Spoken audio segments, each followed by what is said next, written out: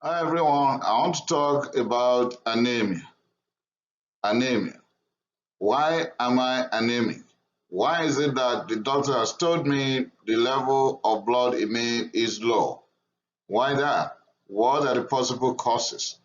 Okay, let's go. Anemia could be caused by autoimmune hemolytic anemia. That is an ongoing autohemolysis as a result of misrecognition of the normal blood cells to be antigens. So our natural body will fight the normal blood cells as if they are foreign.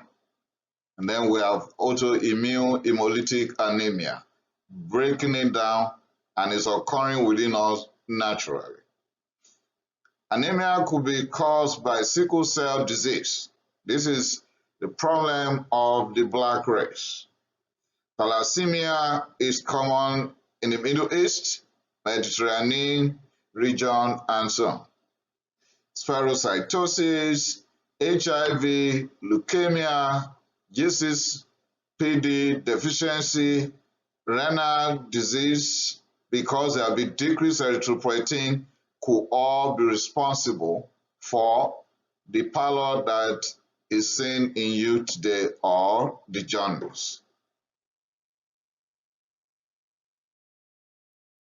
Tuberculosis, malaria in the tropics, recent travel to the affected region like the region where there's malaria or TB, or there's gastrointestinal infection wherever you travel to, could be responsible.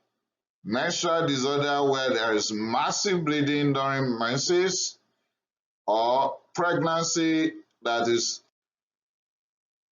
a natural occurrence because the growing fetus will need a lot of nutrients, including iron and folate. So pregnant women are prone to anemia secondary to folate deficiency or iron deficiency.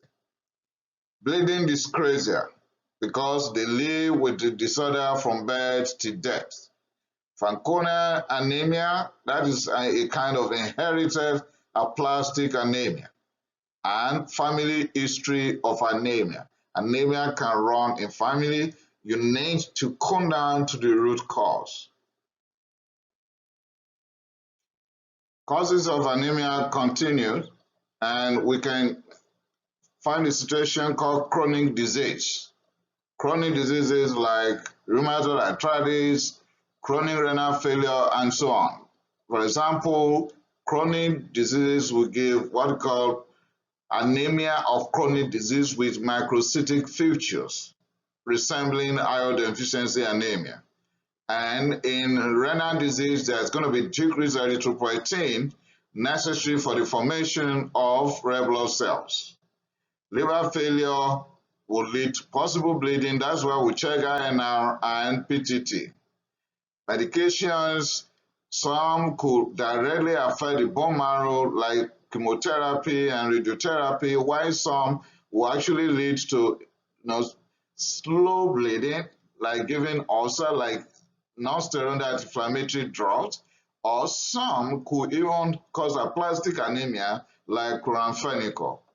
Irritable bowel syndrome when there is diarrhea, or inflammatory bowel disease when there is diarrhea or bleeding. Occult bleeding from peptic ulcer disease or gastrointestinal cancer could also lead to anemia. And genetics will be responsible for the Fanconi anemia, for thalassemia, for sickle cell disease, and so on. Alcoholism will have problem with folate, and then we have folate deficiency leading to megaloblastic anemia. Cancer of different types, leukemia on its own could lead to anemia, and cancer treatment with chemo or radiotherapy will suppress the growth of new cells, including the erythrocytes that are supposed to develop to the mature red blood cells. Lead poisoning will lead to anemia. Religious practices, forbidding eating of certain food items that may help in building blood cells is also a culprit. Malnutrition like that will lead to vitamin B12 deficiency or iron deficiency anemia, because when certain food items are not consumed, either because there's no money to get it or because people deliberately restrict themselves to certain type of diet, like with all due respect to vegetarians, there's likelihood of vitamin B12 deficiency in them. Okay, the quick investigations we can do will be complete blood count, MCV, HCT, RBC, RDW, red cell distribution width, MCHC, hemoglobin reticulocytes,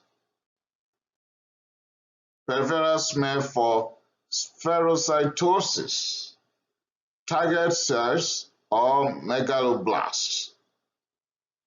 Then fecal occult blood or fecal immunochemical tests could be done. Liver function tests, and with that we'll get our INR and PTT. Haptoglobin when we suspect hemolysis, and septic workup for possibility of sepsis going on.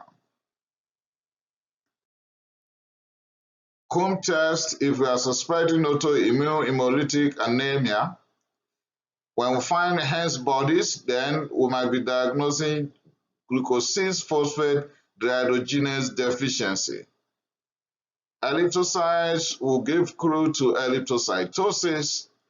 Poikilocytosis is found in thalassemia or iron deficiency.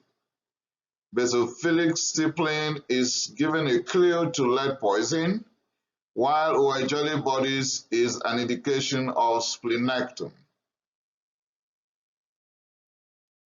Upper-segmental neutrophils will be found in B12 deficiency or folate deficiency, while white blood cell blasts are pointing to leukemia or lymphoma. Atypical lymphocytes and bound neutrophils will be indicating infection or inflammation. Red blood cells agglutination is typical of autoimmune hemolytic anemia. Target cells are found in sickle cell disease, men and women, G6PD or splenectomy. Okay, for now, I will say that I'll round up by letting you know that the next presentation will be on clinical features of anemia in general. In other words, there will be presentation on clinical features even if it's neonate, infant, adolescent, pregnant women, elderly, anyone with anemia. I'm going to break down the clinical features in all. Kindly subscribe to my channel so that you can have all these presentations immediately they are released. Thank you.